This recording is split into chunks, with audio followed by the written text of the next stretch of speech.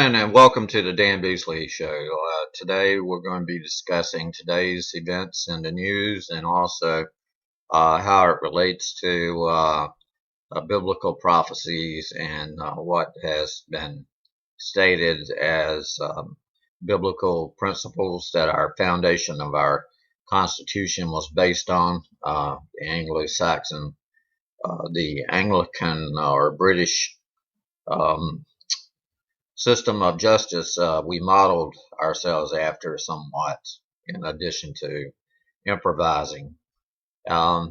Today in the news we've got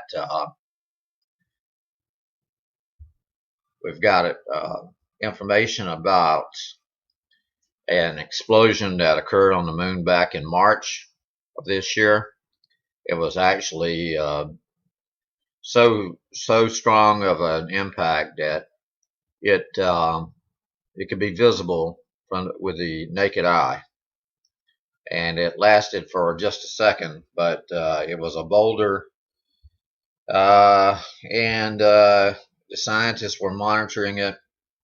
They monitor all of the impacts on the moon and all that, but Earth has been receiving some recent impacts itself, like the one in Russia back about a month ago. And now March the 31st of this year, news is coming out that we're going to be seeing a planet killer asteroid pass by the Earth.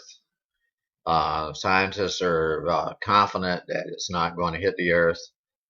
However, with the way orbital mechanics works and the way gravity can pull on an object, who knows what may happen. All I can say is it's over a mile wide. So the one that hit the moon was going 56,000 miles per hour and was 65 feet wide, or 20 meters. And it just created a brief, bright flash of light that was visible to anyone looking at the moon at that time with a naked eye.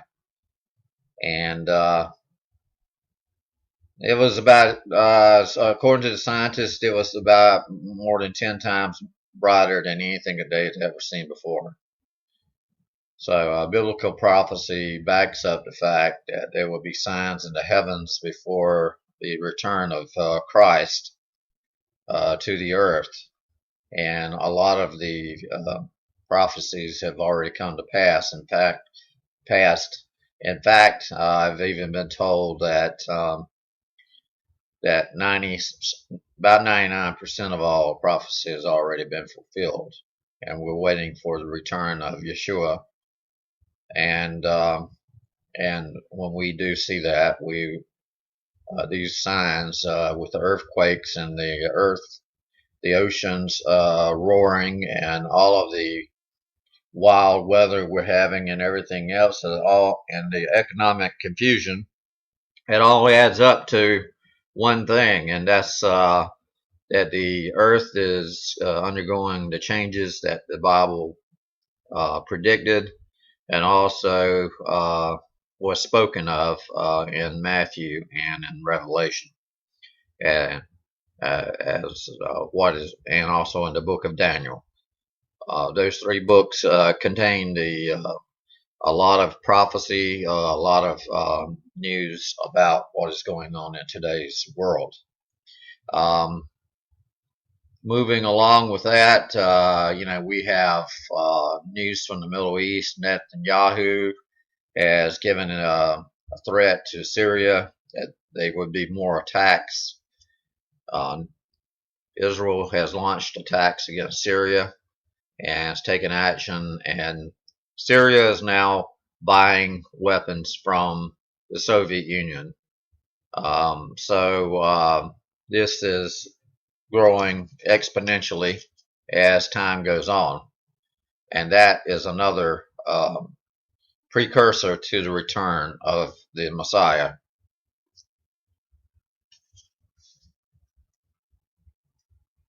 In addition to the news, Netanyahu warned of the leakage of weapons from Syria into neighboring Lebanon as a primary reason for the moves.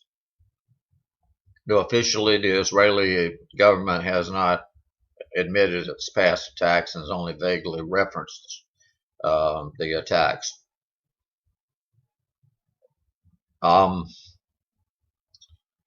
We are moving forward into the fact that Syria has not listened to Israel's request before. It's unlikely that Syria will change, and rebels try to claim that Israel was backing the other groups that were against them.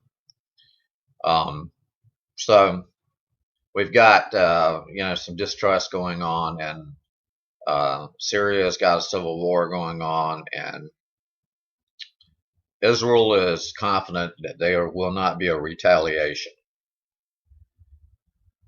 Moving along to the local scene, the United States, according to blacklistednews.com, that the United States suspends the Constitution in a permanent world war on terror. And that was on May the 18th of this year. They're saying that the war on terror is a permanent thing. So therefore, they do not have to follow the Constitution. They don't have to get congressional approval to declare war.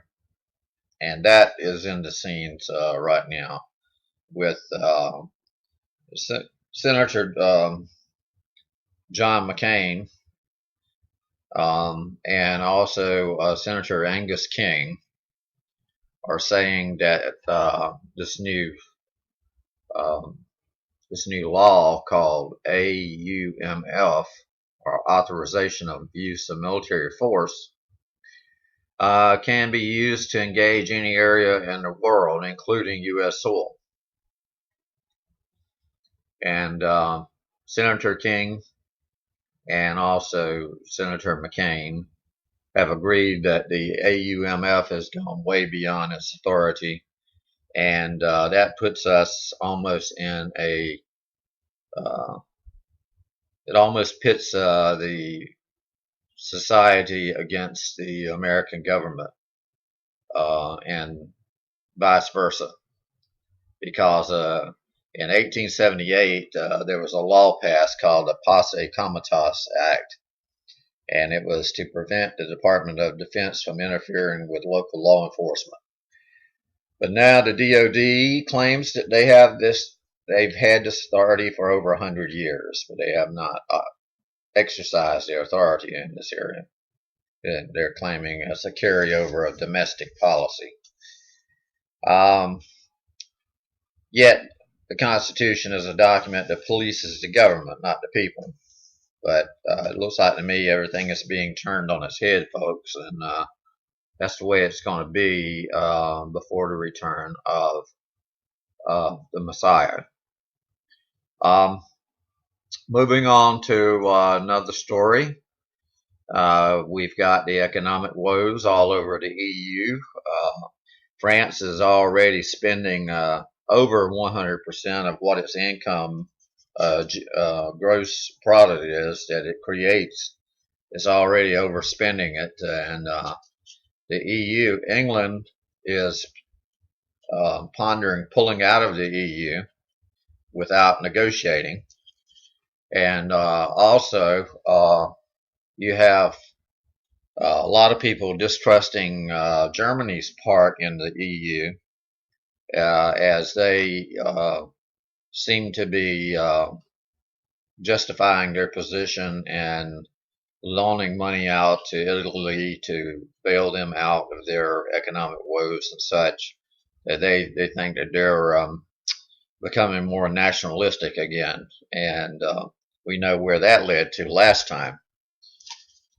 Also, the strange resignation of the Pope is another thing that we won't discuss at this particular session, but it's almost an unheard of thing that's going on right now. So if we look at what's going on with this war on terror, they're saying it's an ongoing thing and it never ends.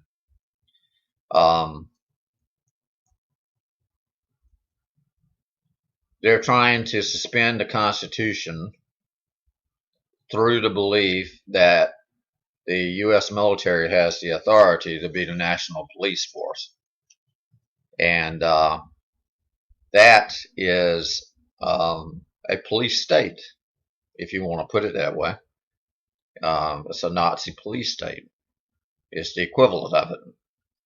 Everything that we fought for, and 40 million lives were lost back in World War II, was all for nothing. We became what they were,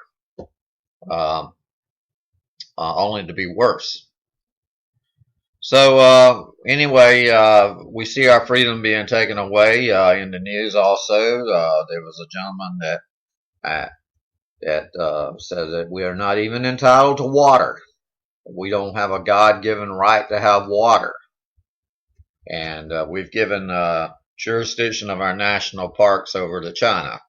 And also, there was a state up in the Northeast, I forgot its name right now, but it was going to start taxing people who received rainwater on their property.